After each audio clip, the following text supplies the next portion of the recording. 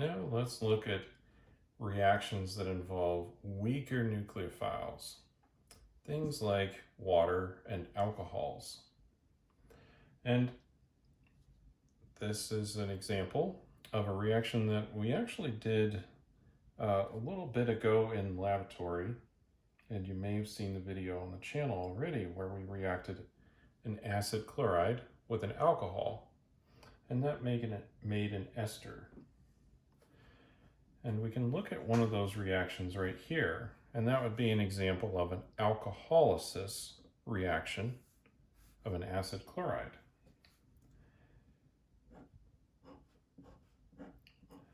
So to start off, we'll start with benzoyl chloride, which is an acid chloride, and we will add an alcohol. And it doesn't really matter too much what the identity of the alcohol is. These acid chlorides are fairly reactive. And we don't really need a solvent for this. We can just use the alcohol for the solvent. So I've chosen to use 1-propanol or propan-1-ol, depending on which way you'd like to name it. And in this case, we will make the ester, propyl benzoate.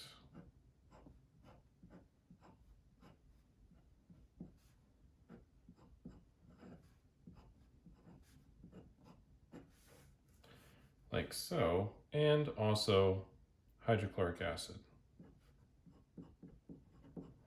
And this will be coming out of the flask, so you may want to do this in a fume hood.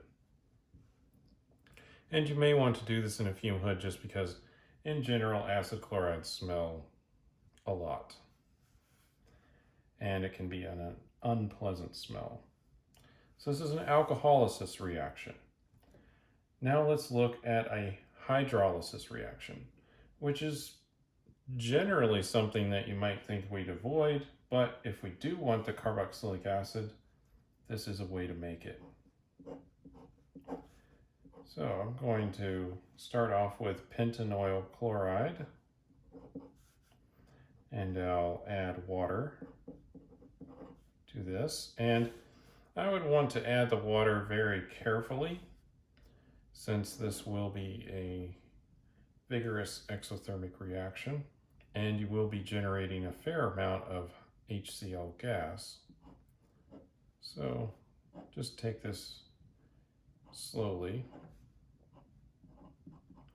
But you will make the carboxylic acid, pentanoic acid, and of course, HCl gas.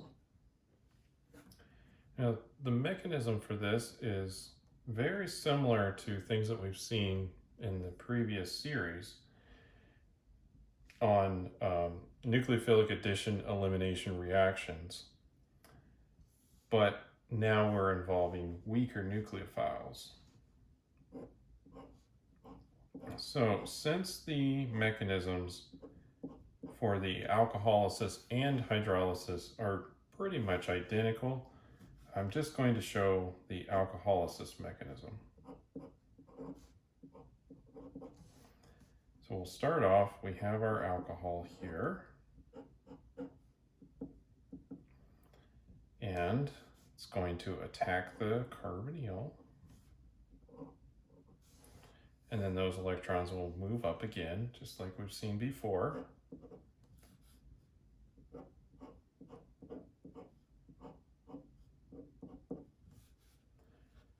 And we'll have our oxygen with a negative charge on it, the extra pair of electrons.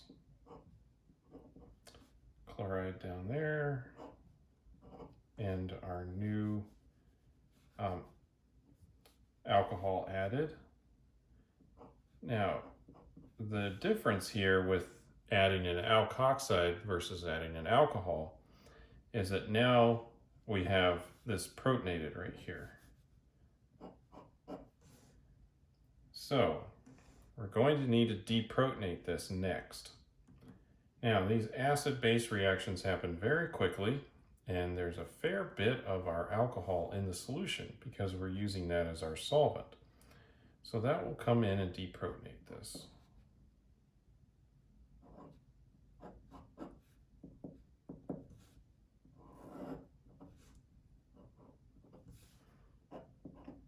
And now we're back in familiar territory when you see this. Still have the negative charge up here.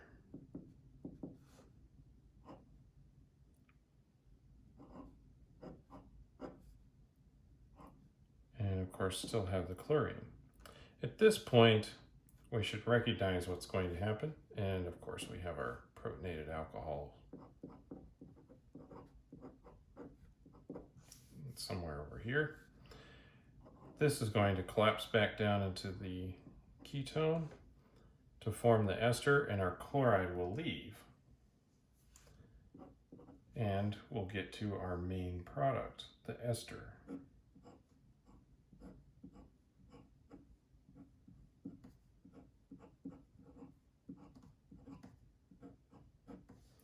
Like so. And we'll also have chloride. And we'll also have this protonated alcohol.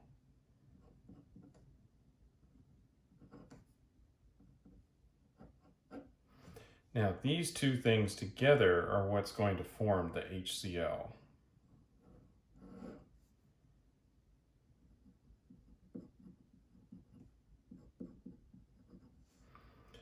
They are charged, and so they are likely to find each other.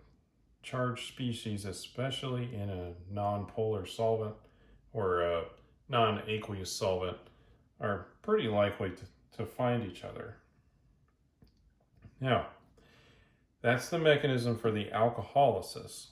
Now, the hydrolysis mechanism is pretty much identical, except we just replace this carbon stuff with hydrogen.